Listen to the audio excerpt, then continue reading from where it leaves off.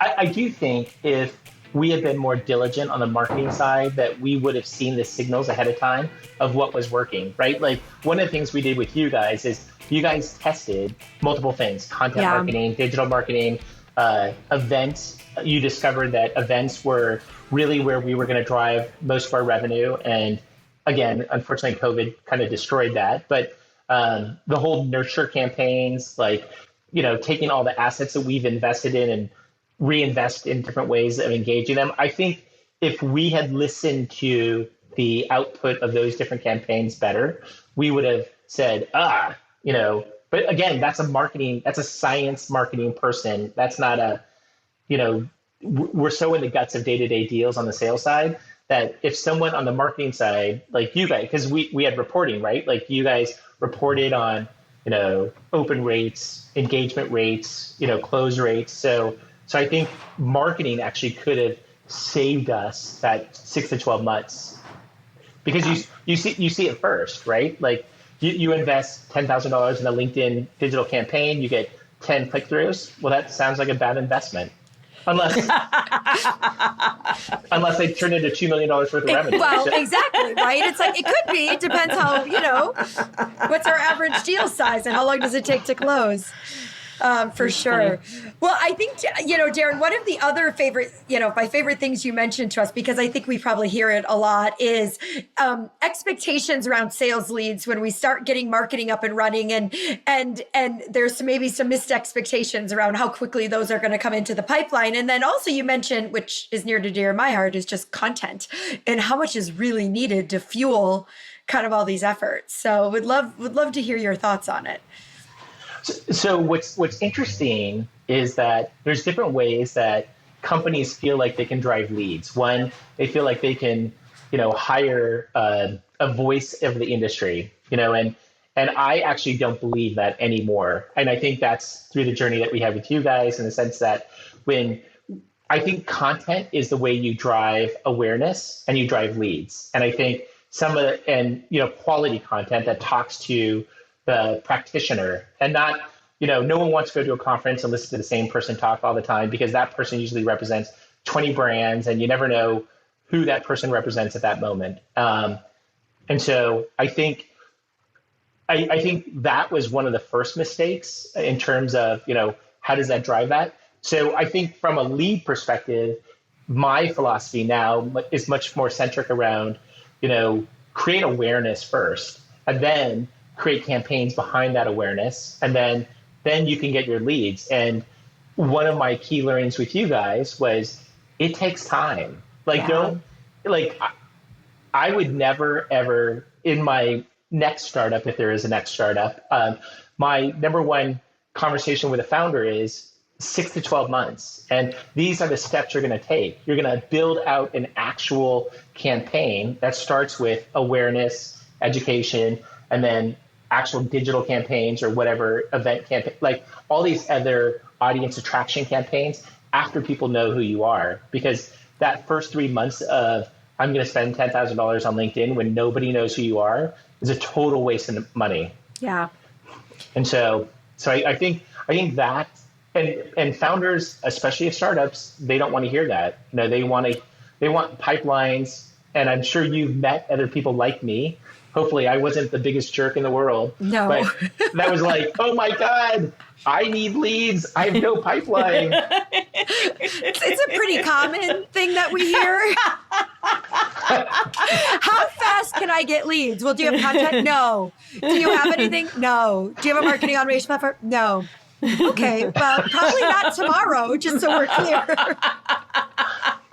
No, and it's funny. I was just on an ADP webinar, and one of their chief science officers talking about retention, replacement. How the big, everyone's quitting their job without having a new job, and why they're doing that, and it's amazing just listening to them talk about how relevant their content is so engaging. And so it's one of those things that, if you could find a partner that can create the content that drives people to say, oh, I want to know more. And it's right in front of your face. Like, they've been talking about what is it?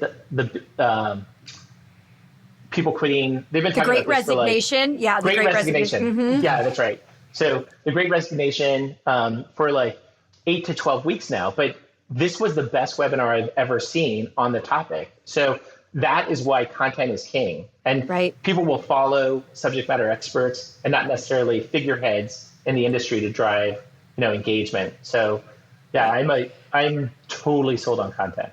Well, and people want to be educated, right? And so, I mean, we all are going out looking for articles. I mean, I don't know how many times in my day I'm searching for something to support something that I need. And I'm looking for content and I get frustrated. I'm like, why does this not exist? Why hasn't somebody done this piece of content, right? And it's the stuff that we need. And you're in a space right now where stuff around the Great Resignation and, and training and upskilling employees and people wanting to change careers, right? Like getting the right content in front of people right now is going to support all those efforts because it's the biggest thing everyone's talking about. It's a challenge to hire people in every industry, in every place right now. It's like a buyer's market, right? It's like the opposite of what we're doing, and so it's with the right content, you start to build that trust. So yeah, it's funny. Like during COVID, we saw everyone left their office last March, right? And then we saw a spike in COVID content consumption. And then what we saw after 6 months is people didn't want to hear that word ever again. So it tripped into wellness. And then what happened like 4 months later is it tripped into diversity and inclusion. Yes. Like you see these different trends. You can see it, yeah. And so I'm like, we should tell somebody. Like this sounds like our customers, prospects, people on LinkedIn would probably love to hear like, what do I talk about now? Because they don't know, right? So, and they would love to hear consumption data that says 80% of the people are doing this, 80% of the people are doing this, right? And so that's the kind of like content marketing. I think I don't see any just digital marketing working without having assets behind it. Yeah. Agreed. And I think you had said something earlier, Darin, about having that research. And, Dana and I are huge fans of market research as we're, companies that are launching new products or into new markets. And, those types of things can really fuel content for a long time, right? It can provide that care and feeding for a long time. So yeah, you're preaching to the choir here though. No, the one asset that I have to say, when you guys came on board was creating the personas of who we sell to. It was the first time that we got everybody in sales to say, here's the right audience. And the profiles that were created actually gave us like a starting board for like, what do we do next? Like now we know what, Mary in HR looks like. Now we know what Steven at the enterprise level looks like, and then like, that's foundational. And so I think that's one of the other mistakes that I've made in past startups is we don't start with a foundation of who's the, ideal customer profile. And I think that's a marketing thing because I don't think it's a sales thing. I think we give you the data and you guys consume it and dumb it down. And then you create all the, content assets, outreach and stuff like that. Like, where do these people exist? Right. So, but I think that's common in startups, Darin, because what happens is it goes back to we need leads right away. So we're going to skip the foundational things that we need to do. But what happened was, I think what's so interesting about personas is like when we first started, if you recall, we did the SMB and the enterprise. We're like, start SMB, that's our focus. And it shifted. And that's okay. It was really easy to go, okay, well, we know who that other persona is. We were putting efforts here, but let's shift our focus there. And there's more than the two, right? We talked about it. There's always more than two, but we have to start somewhere and understanding what those audience pain points are. It not only helps marketing, it helps drives your sales conversations, right? It's like, how do I more intelligently talk to this person? Well, I can do it by understanding what keeps them up at night, right? What are those? And also understanding they're not static, right? I mean, the personas change. I mean, over COVID, what was kept a HR person up overnight, prior to the pandemic is not what it is today, right? And it's changed 4 times since the pandemic. You just said it, right? It's like, well, They were worried about this, now this, now this. So it's this like living and breathing document. But it's interesting. I think a lot of people skip over it, and I think it just drives all of your messaging and content. It makes life so much easier if you actually will take the time to do it. Yeah. Yeah, no, I totally agree.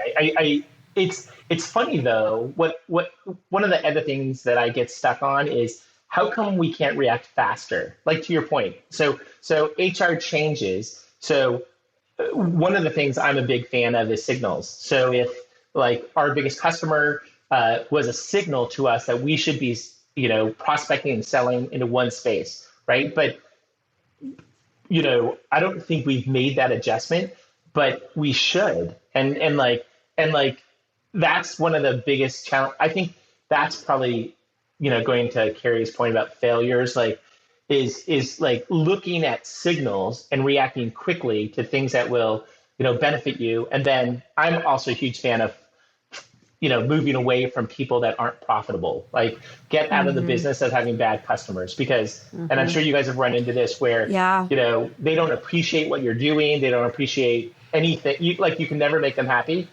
Well, you should just fire them. And we don't do a hardcore firing, but there are bad customers. And so if the signal is these are great customers, super profitable, they're going to get you to where you want to go, follow them and get out of the way of the bad customers because they're only going to make your life miserable. Yeah. Absolutely. And bad customers can come in many forms, right? It can be, a drain on your internal resources. It could be, not able to, be upsold to, right? I mean, there's a lot of different ways to look at that. But yeah, and that's why, when we get involved in conversations around ICPs and buying groups and things like that, it oftentimes does come to, putting a grid in place and, who's in the upper right and what do they look like? And let's try to focus there. And when we're talking about personas and when we worked with you, Darin, to say, let's focus on these two, oftentimes we'll go into startups that, super excited and passionate about the spaces that they're going into and they're talking to a lot of different people and they've got 10 personas. And it's like, we got to focus. We got to be really intentional on, the top 2 or 3, to get started with, because if you spread yourself too thin, you're not going to impact anything. Yeah. But Dana's right. Like we started with you guys at SMB. We're like, SMB is the future. But you did the enterprise persona, which still applies today. And the enterprise is where we make all our money now. So it's like, and you made it simple because then messaging was really I can't even imagine 10 personas that exhauts me. Yeah. Well, especially for a small company, when small companies say they have that many, I'm like, you don't. First off, even if you did, you can't operationalize it. But, I've worked with large companies like, Fortune 500 companies, they have 20 across their entire organization. So if a small company is telling me they have 10, I'm like, no, you can't work with that. I think it's just too much. But I think it goes back. I mean, Carrie, you were just saying too, I mean, when we talk about, Carrie and I struggle with, do we take on a customer? And we often go, does it meet our ICP? Should we take it on? Because what we find is those customers that fail or are good for us are often ones that fit outside those personas and those ICPs, right? And so it's a signal we've picked up on just learning, which I love you're talking about. That's such a great way of looking at it is we'll look at somebody. And because when you're smaller and a startup and even like Carrie and I, it's exciting to take on business and you don't want to turn it away. Right. And so it's like, I'll take this. But then what happens is those are the clients that we're unsuccessful in. We can't support them, the way they needed to be, or they don't have the tools in place for us to be successful. And so it ends up not working anyways. And so, it becomes a blueprint even for sales in terms of who do we want to work with so that we are on the right path and have that right customer set. So yeah, absolutely. I think what the downside is sales gets tons of money, right? Like sales gets money, we pay our employees well, we get whatever resources we need, and it's to rob marketing of their dollars. And I think like the signal for me is how important do you think marketing is? Like, are you going to invest? Do you have a decent sized budget? What do you think? Like, what I liked about Go One is we set what the cost per lead was going to be and what the investment strategy was behind it. And it was very generous on top of like what other startups where we basically starved marketing for the benefit of sales, which ultimately starved sales. So that is such a mistake. And it goes back to, you need the top of the funnel people to be like supercharged, because you're never going to get to the successful closed one unless the people in the front end of the journey are like feeding you. They know what the market is, know where to go, and they have money to spend. And this also goes back to the point, like you and I have talked about this is why having an agency that has different resources rather than hiring somebody internally where you pay them $200,000 and that's all you get for that person, but you don't have the ability to spend in other ways. You don't get a content creator, you don't have anyone to do the advertising, you don't have an automation system. Like, you basically put all your money in one person, and that person can't do anything alone. Well, we just got our customer quote for the website, Dana. Thank you, Darin. That was unscripted too, by the way. But it's true, right? Because it's like looking for a unicorn, right? It's like, I mean, you can't expect somebody to do it all. I mean, I'm not an SEO expert. I'm not a digital expert, like on social media and everything. I mean, content's my background. I mean, that's just, it is what it is. Could I fumble through it? Yeah, I can talk about it. I could do it, but I wouldn't do it well. So, yeah, but it's an awareness thing. So, like trying to tell a founder, like, I get it, sales is important, but how you get to sales is through marketing, and the investment should be equal. My investment in marketing and my investment in sales should be the same. So instead of 6 salespeople who are going to starve and 3 are going to quit, I'm going to invest that 3 headcount into marketing, and so my 3 reps make a ton of money. Who cares? Everyone wins. Love That's it. so refreshing. That is so refreshing. I know, but no one does it. Like, that's what's so annoying is, and from someone who's been at 6 startups since LinkedIn, it's just, and normally what they'll do is they'll take somebody who's so unqualified and put them in charge of marketing. And so I do it all the time. And you're like, no, that's not going to work. And yet they're like, no, that person can totally do it. You're like, no. Marketing's not that hard. You can also answer the phones while you're doing it. Right? Well, it is. It's often an admin, right? Well, the admin can help support marketing too, on top of doing this. Or can you design a PowerPoint too and be a graphic designer? And I mean, yeah, we really undervalue some of these skill sets, I think. So absolutely. So when we talk, Darin, we mentioned event ROI, and that was kind of one of the points that you had around. Do they really pay off? We know that as we're looking, and when we built the demand gen plan for Go One as well, we got kind of an idea of what's our average cost per lead, cost per conversion, cost per customer acquisition. Like, we know what we're looking for, and we know that events tend to skew on the bigger side, and so making sure that we've got a good mix there. So what's the gotcha there, or your experience around spending for events as a marketing tactic?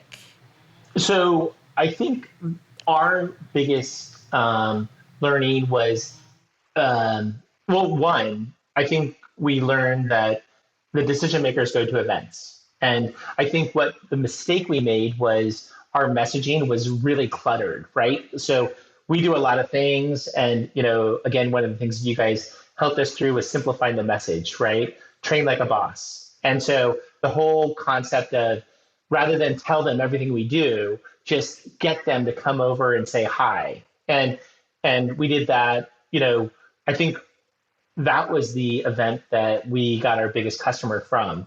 And it was because we created this really simple signal. So our learning was, one, we have to go to events because people don't know who we are. So they have to see us and see us in an open space where we're surrounded by peers or like companies where people would come up. And then we have to create a very simple signal that says, hey, I want to train like a boss. And the whole messaging around content, right? Pivoting away from, hey, we're a learning management system, to we have all the content that you need. And then the additional branding of, the t-shirts, that, if you need content, ask me, stuff like that. So I think one of the things that we learned, I don't know if we learned over time was you have a singular focus and then you just market the crap at it in events. And I think one of the other things I think you guys taught us is an event isn't just an event, it's a series of events. So having like a cocktail party or dragging people from